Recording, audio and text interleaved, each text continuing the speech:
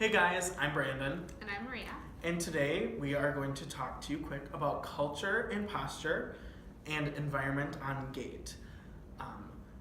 Our thesis is that the clothing and housing of Inuit people of northwestern Canada led to differences in posture in the shoulders and spine of those people. Inuit people wear multiple layers of clothing, often made up of animal fur.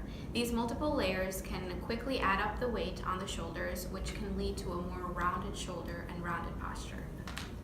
Something else that we noticed in the exhibits as we were walking around that area were how all of the modeled people were sitting in cross-legged fashion. We kind of thought about that, and often when you're sitting cross-legged, you're naturally curving both your thoracic spine and your cervical spine, and that can really have a permanent effect. You know, the shoulders kind of round forward. And also, everything was very low to the ground in all the exhibits. So to pick something up or to do anything, tend to your fire, everyone was always hunched over in the exhibits and in the models. So in our culture, we consider optimal posture as being similar to this picture here on the right. Typically, we want the line of gravity to fall as close to the axis of rotation of each joint as possible. So as you can see in the woman in the left picture, even though she isn't sitting, she's standing, she still has that increased kyphosis in the thoracic spine.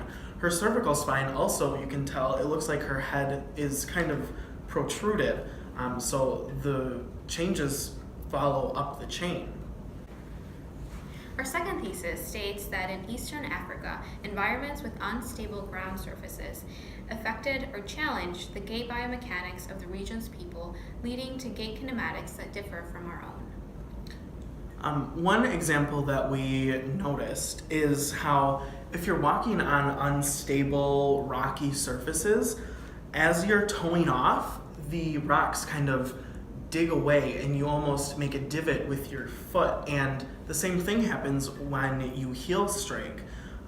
You kind of dig into the ground. So now that you're lower, your feet are lower compared to ground level, you're going to have to flex at the knee and hip to clear the ground with your toe in the swing phase a little more. In order to make up for this unstable walking surface, it is possible that those living in this environment had to adapt some strategies to increase their stability during gait. These strategies include lowering their center of mass, widening the base of support, or decreasing their speed.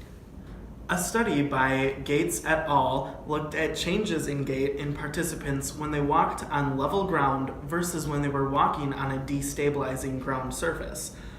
And what's interesting is they didn't find any differences in step parameters of length, time, or step width. They did find that participants walking on destabilizing rock surfaces contacted the ground surface with a flatter foot and an increased hip and knee flexion. And you can find the citation to that research in the description below. In contrast, in our culture, we're constantly walking on very stable surfaces. You know, carpet, for the most part, is relatively stable, and otherwise we're walking on concrete, blacktop, we're walking on laminate floors, hardwood floors, tile.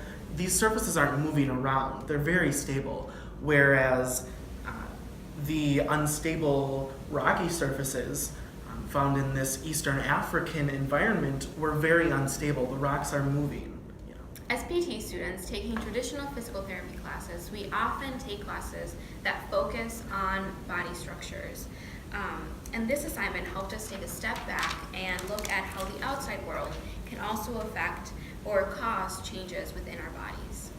For example, if you're working with a patient who is oftentimes outside and walking on ice and slippery cold surfaces, you might want to teach them what we would consider an abnormal gait strategy, where they are maybe picking their feet up more so they're not sliding around and they aren't moving forward as fast as they heel strike.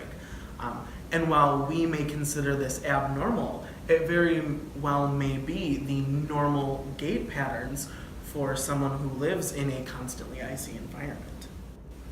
Thank you for watching our video. And I hope you also have fun readjusting your posture consciously now that we talked about it.